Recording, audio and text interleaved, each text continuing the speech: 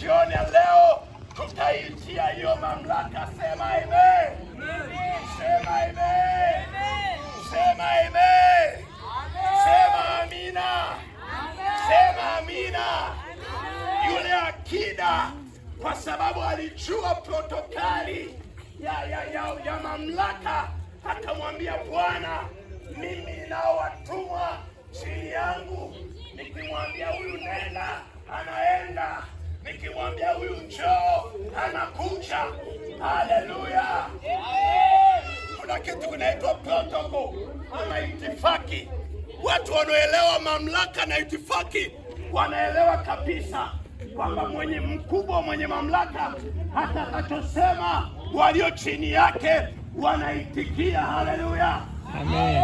Na akija mkuu wa wilaya hapa akituamulisha, tunatii kwa sababu yeye anayo mamlaka na itifaki inataka tutii. Haleluya. Akija mkuu wa mkoa hapa akatuamuru, kila atakachotuamuru tutatii kwa sababu itifaki ndivyo inavyotaka. Haleluya, haleluya. Na juu ya mkuu wa mkoa kuna mkuu wa nchi hii anaitwa rais wa Jamhuri ya Muungano wa Tanzania. Ni mwanamke, pamoja ya kwamba ni mwanamke, ila anayo mamlaka. Atakachosema Samia, wanaume na wasio wanaume wanatii. Kwa nini wanatii? Hawatii jinsia, wanaitii ile mamlaka hiyo juu yake. Haleluya, haleluya, haleluya. Ndio utaratibu wa kiitifaki. Mkubwa huwa anaheshimiwa. Haleluya, haleluya, haleluya, haleluya, haleluya. Tunaye Jehova, yeye yuko juu ya mkuu wa wilaya, yuko juu ya mkuu wa mkoa, yuko juu ya mbunge, yuko juu ya waziri, yuko juu ya waziri mkuu. Wana na ujasiri wa kusema yuko juu ya rais. Haleluya, yuko juu ya katibu mkuu wa Umoja wa Mataifa. Huyo ndiye ambaye tumemleta jioni ya leo. Neno lake lina nguvu. Atakachosema ndicho ambacho tutatii. Akisema magonjwa yanatii, akisema uharibifu unatii, akisema mapepo yanatii, akisema maumivu yanatii, akisema kilichokufunga kinakutii. Mamlaka inayokutesa inakutii. Haleluya, haleluya. Yeye pepo na bahari zinamtii. Yeye kifo na mauti hakina nguvu zidi yake. Haleluya. Huyu ndiye ambaye tunakuletea habari zake. Nataka nikuandae ya kwamba jioni ya leo, na kuhakikishia jioni ya leo utamuona Bwana akikutendea.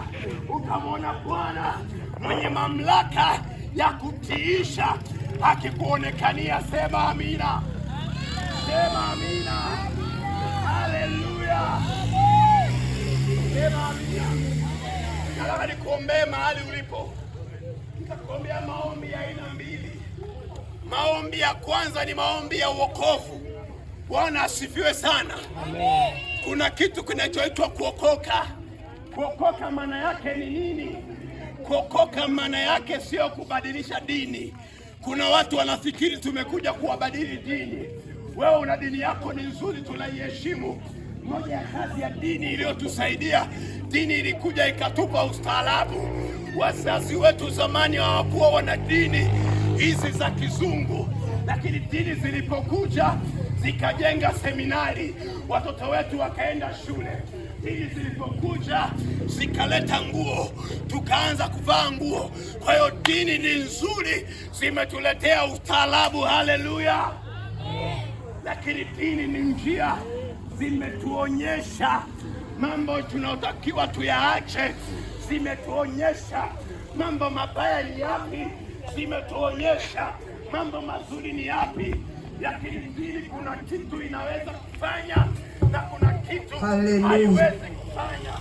Haleluya, amen. Kwamba tumekuja si kukubadilisha dini, tumekuja tukupe Yesu. Dini yako ni nzuri, tunaiheshimu kabisa. Hiyo dini ni maana kabisa, ni nzuri, imekusaidia mpaka hapo, lakini kuna mahali dini haijafika, haijaweza. Hapo ndipo ambapo tumeleta suluhisho. Mahali ambapo dini imekwamia, tumeleta suluhisho. Dini haijakusaidia kuondoa kile dhambi moyoni mwako, tumeleta Yesu ndiye ambaye ataondoa kile dhambi moyoni mwako. Dini inakusaidia kuwa na utaratibu mzuri, kuwa na kuwa ibada, lakini dini haijakusaidia kupona kile dhambi. Dini haijakusaidia kufunguliwa kwenye vifungo vya nguvu za giza, lakini jioni leo umemleta Yesu wa miujiza, yeye anayeweza kutenda, yeye ambaye akiingia analiondoa tatizo linaitwa dhambi, anakuondoa na tatizo la dhambi, anakutakasa kabisa. Haleluya! Nikawaambia watu wa mtaa ule pale jana, nikawaambia tatizo la ulimwengu ni moja. Ulimwengu unateseka na tatizo moja. Tatizo la ulimwengu sio uchumi mbaya, sio mdororo wa uchumi. Tatizo la ulimwengu sio siasa. Siasa sio tatizo la ulimwengu. Tatizo la ulimwengu sio kuanguka kwa shilingi wala kwa dola. Tatizo la ulimwengu linaitwa dhambi, linaitwa dhambi. Biblia inaniambia kitabu cha Isaya sura namba 24, Isaya akiwa katika roho akamwona mwanaume mmoja anaitwa Yesu Kristo, akaiona dunia inalewalewa kama machela. Inalewalewa kama machela, inataka kuanguka. Dunia imelewa.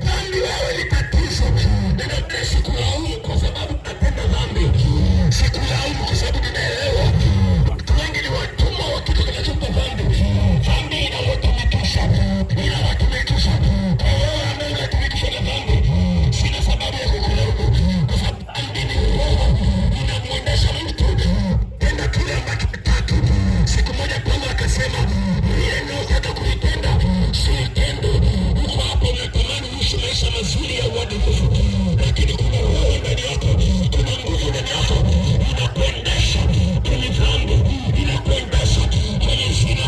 Jioni leo ninamleta huyu Yesu aje akusaidie.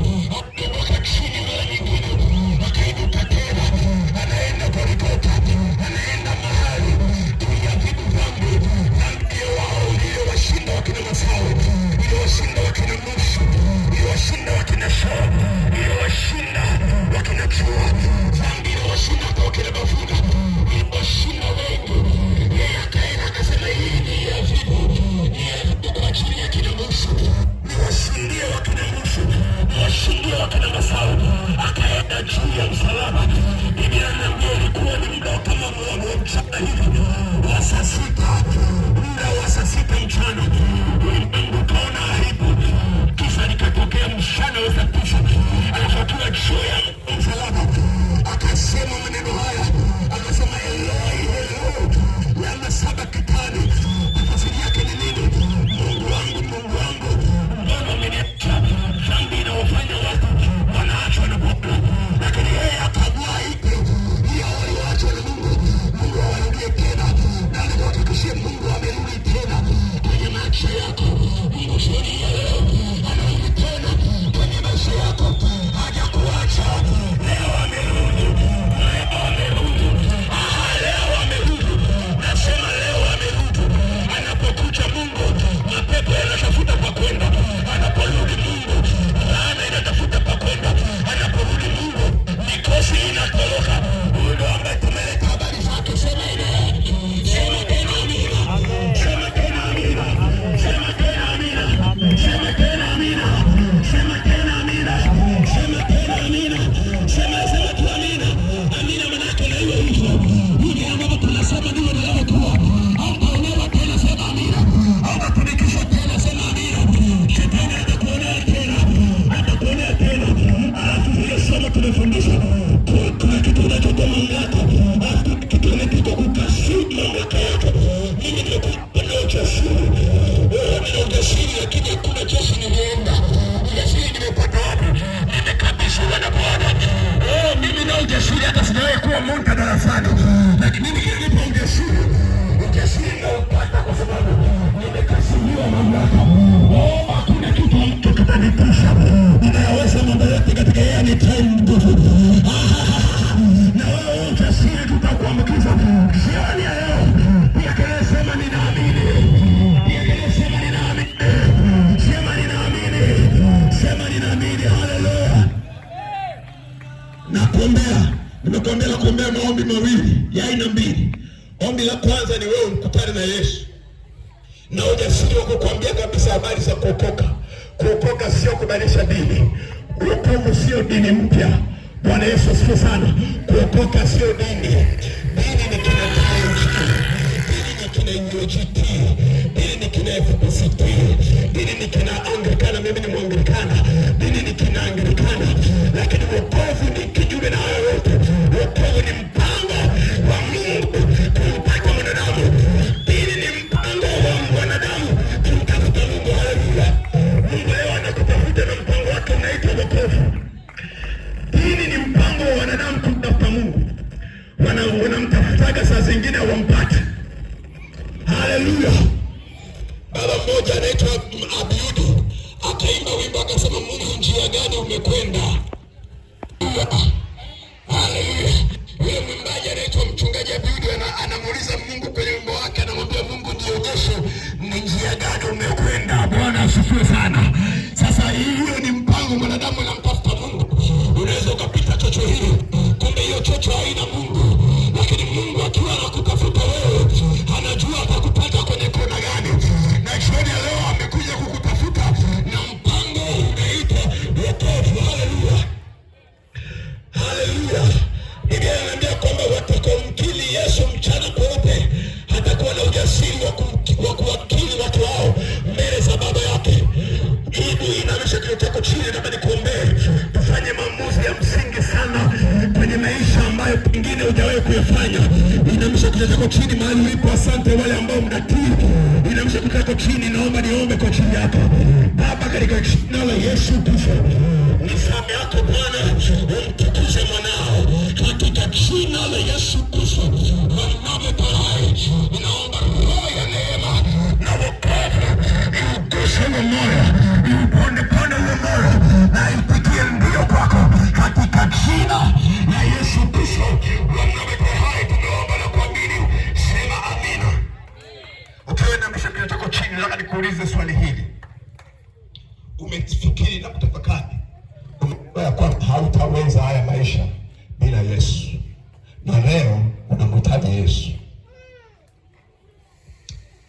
Kama uko tayari kumpokea Yesu kuwa Bwana na Mwokozi wa maisha yako, nyosha mkono juu. Mahali popote ulipo, nyosha mkono juu.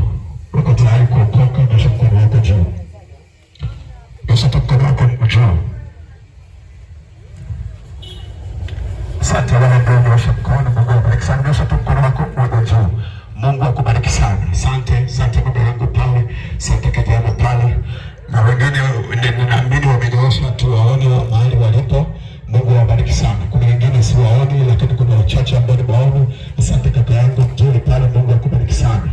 Asante sana. Mungu akubariki sana. Mungu awabariki sana. Mungu awabariki sana. Asante sana. Barikiwe. Asante mama yangu pale. Ndio tukunyosha mkono juu. Tunamkiri Yesu mchana peupe. Mchana peupe. Mchana peupe. Na yeye atatukiri na kutukiri mchana peupe. Mungu awabariki sana. Naomba mtarudia, hizi ni sala ya kupatana na Bwana. Naomba useme kutoka moyoni mwako kabisa, kwa kumaanisha na kuifanya kuwa ya kwako. Maanisha kutoka moyoni mwako. Mahali popote ulipo, useme tu kutoka moyoni mwako na Mungu atakusaidia. Mama pale nimeosha mkono. Mungu akubariki. Ili umtie moyo mama mmoja pale. Aenda kwa mama mmoja pale, mketi kwenye benchi ili tuombe pamoja na yeye. Nyosha mkono tu mahali popote. Inawezekana huko nyumbani, ila unatusikia huko sebuleni kwako, chumbani kwako, mahali popote uliko. Sisi hatukuoni, lakini Mungu wetu wa mbingu na nchi anakuona mahali popote ulipo. Yeye anakuona mahali popote. Yule pale, asante. Yule mama mzuri ameketi pale, amesema leo atampa Yesu. Kuna watoto wazuri wako hapa. Watoto tusiwahi kunao watoto, na wao wanapaswa kukutana na Kristo. Watoto wao wengine wakubwa wameona wajali muda. Hawa hapa waliobaki, usitoroke dada. Ulinyosha mkono. Ulinyosha mkono, lakini hichi ni unaona ni thamani kwako. Sema maneno haya nyuma yangu. Sema Bwana Yesu. Sema Bwana Yesu, ninakuja mbele zako. Mimi ni mwenye dhambi. Nimetambua ya kwamba siwezi bila wewe. Naomba uingie moyoni mwangu, ufanyike kuwa Bwana na Mwokozi wa maisha yangu. Ulifuta jina langu kwenye kitabu cha hukumu, uliandika jina langu kwenye kitabu cha uzima. Katika jina la Yesu, katika jina la Yesu, ninatangaza ya kwamba mimi nimeokoka. Ni mali yako Yesu. Baraka litukuzwe jina lako na kuinuliwa. Wewe ni mwema, wewe ni mwaminifu. Katika jina la Yesu Kristo, umetupa nafsi kadhaa ambazo zimeitika ndio kwako jioni hii. Asante kwa wale ambao wameokoka jioni hii leo. Tunaelewa kwamba wakati mwingine kunaweza kuwa kuna upinzani. Tutamwombea. Tunaomba Mungu atufungue kutoka kwenye kifungo hicho alicho nacho. Tutaomba. Lakini wakati tunaombea wagonjwa, tutakuwa tunaombea eneo hili la Kimbi.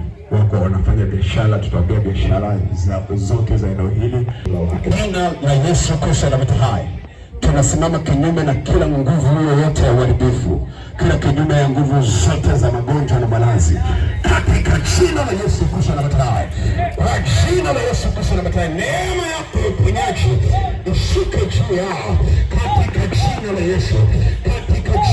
Fanya ishara hapa Kindu, fanya ishara hapa Kindu, watu wakaamini kwamba wewe ni Bwana unaweza, wewe ni Bwana unaokoa, wewe ni Bwana unaponya, katika jina la Yesu Kristo na Masihi, katika jina la Yesu Kristo na Masihi. Tunaombea wafanya biashara kwenye eneo hili, mkono wa Mungu uwe juu yao. Tunaombea biashara zao, tunaombea mitaji yao, tunaombea faida kwenye biashara zao, mkono wako wa ajabu uwe juu yao, katika jina la Yesu Kristo, katika jina la Yesu Kristo, katika jina la Yesu Kristo, katika jina la Yesu Kristo.